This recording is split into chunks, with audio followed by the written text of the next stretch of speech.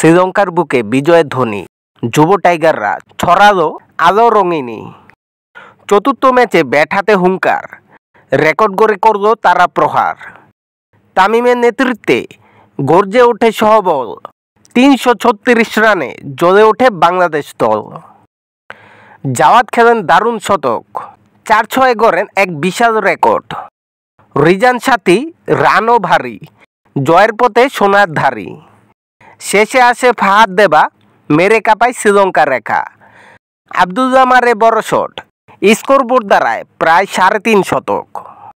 লঙ্কানদের batting যেন হেতুর ছায়া, শুরুর ধাক্কায় যেন হয়ে পড়ে দিশাহারা। বিমার দিন ছাড়া একা লড়েন খানিক, তবু হার এড়াতে পারেনি তার ছায়া বাহিনী। ফাহাদের ঘূর্ণি ঘুরে তুলে নেন ৩ উইকেট করে। তামিম সানজিদ নেয় ২টো, ভাঙে তাদের আশা যত। ১৪৬ রানের বিশাল জয়, ৩-১ সিরিজে সোনার আশ্রয়।